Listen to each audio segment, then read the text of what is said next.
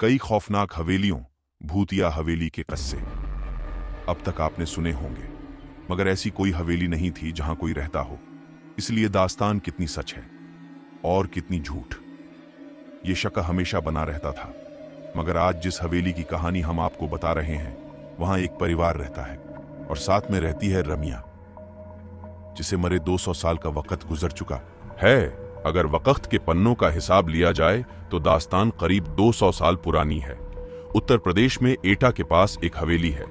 वीरान नहीं, बाकायदा आबाद है एक परिवार के लोगों से, मगर तबाह है एक रूह से। जी हां, इस हवेली में जिंदगी और मौत साथ साथ रहते हैं। अगर हादसों के मद्देनजर फैसला लिया जाए तो यहां मौत जिंदगी पर बहुत भारी पड़ी है। एक रमिया अब तक कई लोगों की जान ले चुकी है। वो रमिया एक तवायफ थी जिसका कभी जलवा हुआ करता था, मगर दो भाइयों ने उस पर अपना दावा ठोंक दिया। नाच देखने के दौरान झगड़ा हुआ, फिर झगड़ा शुरू हुआ और फिर इस झगड़े में जो हुआ उसकी निशानी थी एक मौत। वो रमिया झगड़े में बेमौत मारी गई। ये किस्सा है 200 साल पहले का, लेकिन आज भी वो उसी हवेली में दिखता है। नाच गाने घुंघरुओं की आवाज के साथ हवेली में लोग रहते हैं, मगर खौफ के बीच। कई असमय मौतें हो चुकी हैं। कहानी की शुरुआत होती है एक दिन से।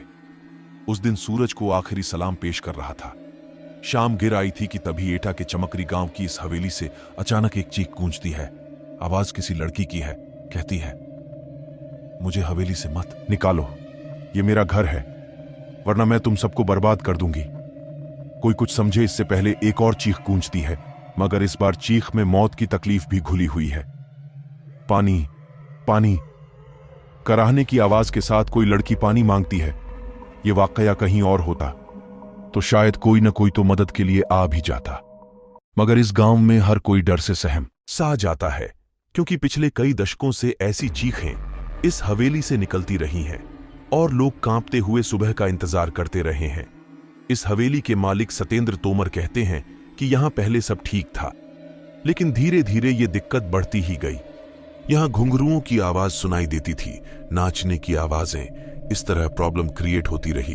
तांत्रिकों को बुलाया गया। कभी कभी आवाजें आती, आपको घर छोड़कर जाना पड़ेगा, ये मेरा घर है।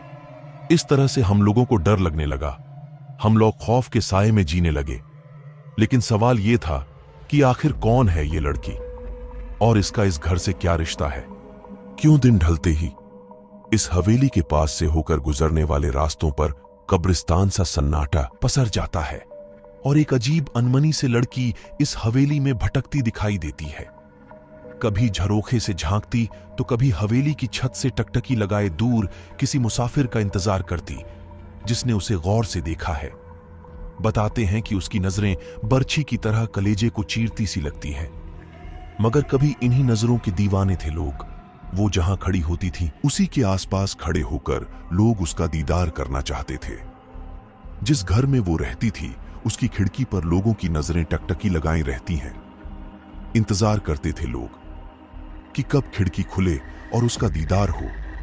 ऐसा जलवा था रमिया का।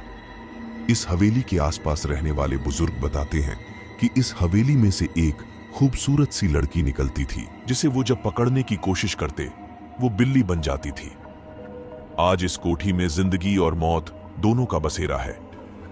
दूसरी हवेलियों की तरह यह खाली नहीं है। यहां गुजरे दौर की तवायफ रमिया की रूह भी रहती है और इस कोठी के मालिकान भी। मगर मौत के साए में लगातार सांस लेती इन जिंदगियों पर क्या गुजरती है, ये बताने के लिए काफी है कई लोगों की मौत होना, क्योंकि इस हवेली ने अब तक कई अपनों को खो दिया है।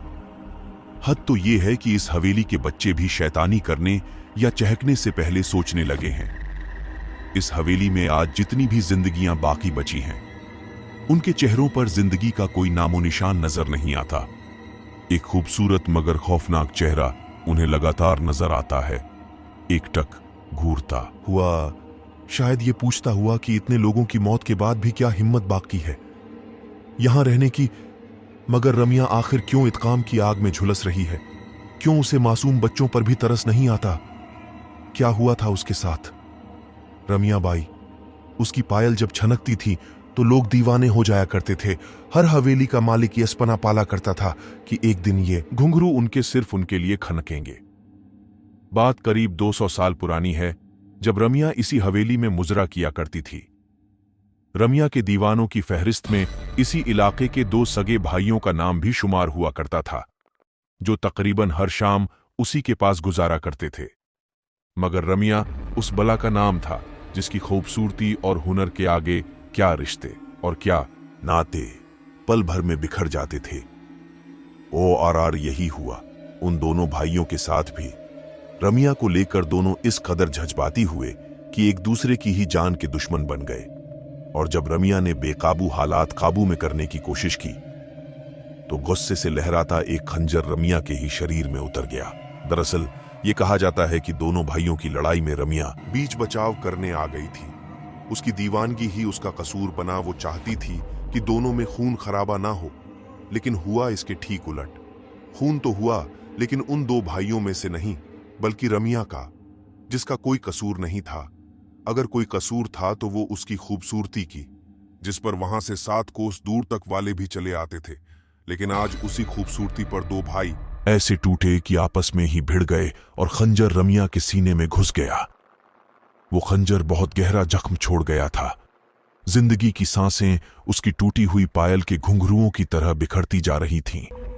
मौत दस्तक दे चुकी थी और फिर रमिया के साथ ही नाच गाना, मस्ती ठिठोली, सब कुछ खत्म हो गया था उसकी मौत के साथ ही। और ये मौत इस हवेली पर बहुत भारी पड़ी। वक्त बीतता गया मगर उसकी यादें कभी धुंधली नहीं पड़ी। पड़ती भी कैसे, क्योंकि रमिया ने तो इस हवेली को छोड़ा ही नहीं था। वो आज भी लोगों को नजर आती है, मगर गाती गुनगुनाती नहीं, बदहवास घूमती हुई, याद करती हुई उन सुनहरे दिनों की, जब एक महफिल उठती नहीं कि दूसरी सजाने को बेताब लोग वहां पहुंच जाते। फर्क सिर्फ इतना है कि 200 साल पहले इस ड्योढ़ी से निकला हर कदम मस्ती से झूमता हुआ निकलता था, मगर आज यहां से लाशें निकलती हैं।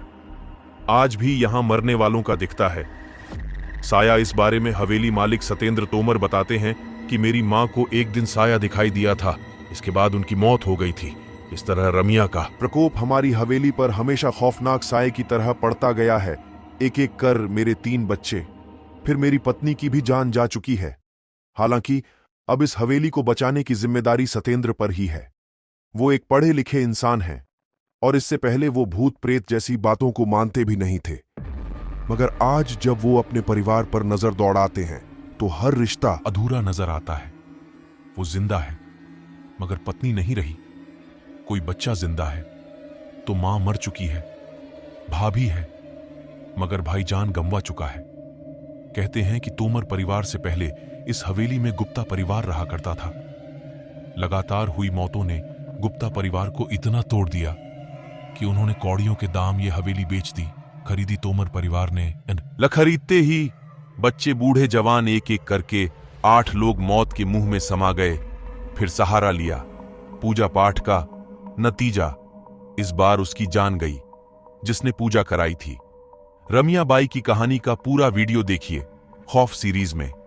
इस हवेली के बारे में पुरानी मालकिन आखिर क्या सोचती हैं? इस बारे में पुरानी मालकिन ओमवती गुप्ता बताती हैं कि आगरा रोड पर बसा चमकरी गांव है। वक्त के पलों को बुनते बुनते आज तकरीबन 200 साल गुजार चुका है, लेकिन उस हादसे के बाद यहां कुछ नया नहीं हुआ सिवाय रमिया की दास्तान के, जो यहां के ताने बाने में बुन सी गई है। कुछ इतनी शिद्दत से कि बाकायदा नजर भी आती है। अनमनी सी भटकती हुई हवेली के बाहर भी और अंदर भी। नतीजतन इसके मालिकान इसे बेच देना ही बेहतर समझते रहे। यही वजह है कि आज इस हवेली में किसी के चेहरे पर रौनक नहीं नजर आती। बच्चे गुमसुम से रहते हैं, बड़े जैसे बस जिंदा हो। घर घर सा नहीं लगता, और लगे भी कैसे, क्योंकि घर ने उन्हें कभी अपनाया ही नहीं। अलबत्ता छीना जरूर उनके तमाम अपनों को अचानक। रमिया का सच क्या है हम नहीं कह सकते। हां, इतना जरूर कह सकते हैं कि यहां रहने वाले दोनों परिवारों में बेहिसाब बेवजह मौतें हुई हैं। और अगर ये सब कुछ इत्तिफाक है तो यकीनन बहुत खौफनाक इत्तिफाक है, शायद रमिया के खौफ से कहीं ज्यादा खौफनाक। रिश्तों का कत्ल। प्रॉपर्टी के लिए सौतेली बेटी से रिश्ते बनाया, फिर बीवी को ऐसे कुल्हाड़ी से मार डाला मर्डर मिस्ट्री, दुबई से सुपारी, कर्नाटक में कत्ल। लेकिन चाय के 2 कप ने खोला